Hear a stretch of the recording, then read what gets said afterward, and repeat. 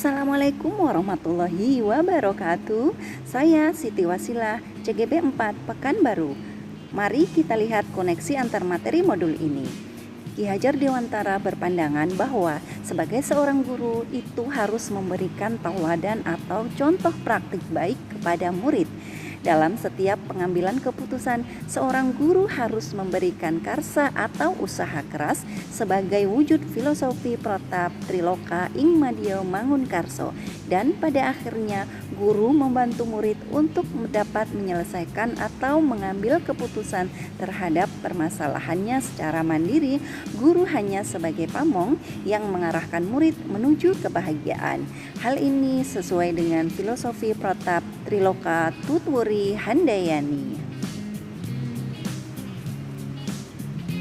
Dalam pengambilan suatu keputusan sangat dipengaruhi oleh nilai-nilai yang tertanam dalam diri kita. Nilai-nilai bagaikan gunung es yang hanya terlihat kecil di permukaan air, tetapi merupakan bagian besar di dalam alam bawah sadar kita. Maka penting untuk memupuk nilai-nilai positif dalam diri kita yang nantinya akan menjiwai setiap keputusan yang kita ambil. Coaching adalah keterampilan yang sangat penting dalam menggali suatu masalah yang sebenarnya terjadi, baik masalah dalam diri kita maupun masalah yang dimiliki orang lain. Dengan langkah coaching Tirta, kita dapat mengidentifikasi masalah apa yang sebenarnya terjadi dan membuat pemecahan masalah secara sistematis. Konsep coaching Tirta sangat ideal apabila dikombinasikan dengan 9 langkah konsep pengambilan dan pengujian keputusan sebagai evaluasi terhadap keputusan yang kita ambil. Sebagai seorang pendidik, kita harus mampu menjembatani perbedaan minat dan gaya belajar murid di kelas. Untuk itu, diperlukan pengambilan keputusan yang tepat agar seluruh kepentingan murid dapat terakomodir dengan baik. Kompetensi sosial dan emosional diperlukan agar guru dapat fokus memberikan pembelajaran dan dapat mengambil keputusan yang tepat dan bijak sehingga dapat mewujudkan merdeka belajar di kelas maupun di sekolah.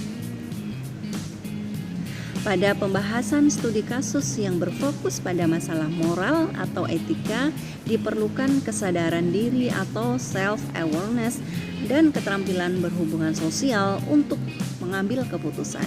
Kita dapat menggunakan 9 langkah konsep pengambilan dan pengujian keputusan, terutama pada uji legalitas, untuk menentukan apakah masalah tersebut termasuk bujukan moral yang berarti benar lawan salah, ataukah dilema etika yang merupakan permasalahan benar lawan benar. Apabila permasalahan yang dihadapi adalah bujukan moral, maka dengan tegas sebagai seorang guru, kita harus kembali ke nilai-nilai kebenaran. Pengambilan keputusan yang tepat tentu akan berdampak pada terciptanya lingkungan yang positif, kondusif, aman, dan nyaman. Kondisi tersebut adalah kondisi yang kita inginkan, maka untuk melakukan perubahan diperlukan suatu pendekatan yang sistematis. Dalam hal ini kita menggunakan pendekatan inquiry apresiatif Bagja untuk melakukan perubahan yang lebih baik. Dalam kasus dilema etika, pada dasarnya apapun keputusan yang kita ambil dapat dibenarkan secara moral. Akan tetapi perlu memperhatikan prinsip-prinsip dalam pengambilan suatu keputusan. Kita harus berpikir hasil akhir dari keputusan kita yang sesuai dengan prinsip berpikir berbasis hasil akhir. Kita juga harus melihat peraturan yang mendasari keputusan yang kita ambil.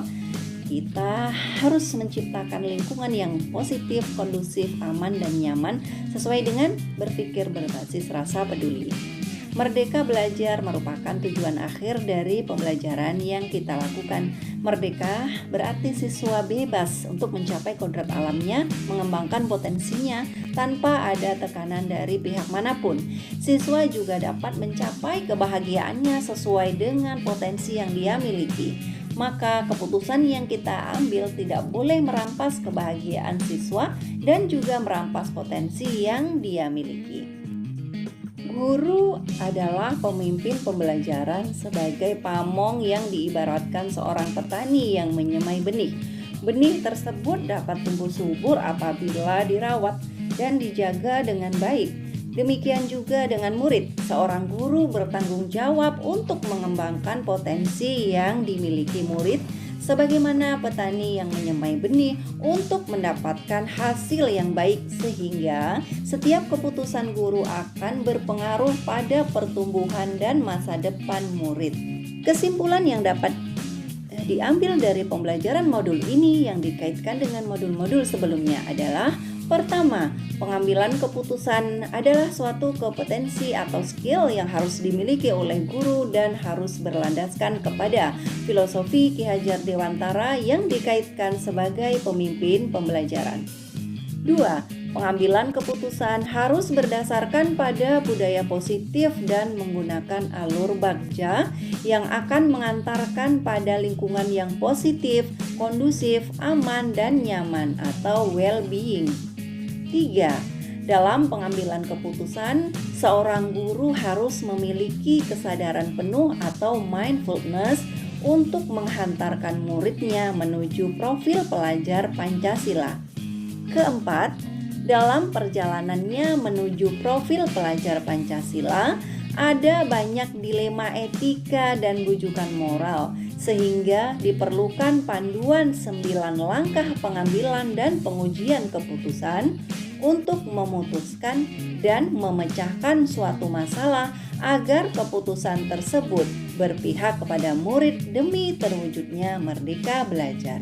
Demikian koneksi antar materi kali ini. Terima kasih. Assalamualaikum warahmatullahi wabarakatuh. Yo, I ain't here for the money, I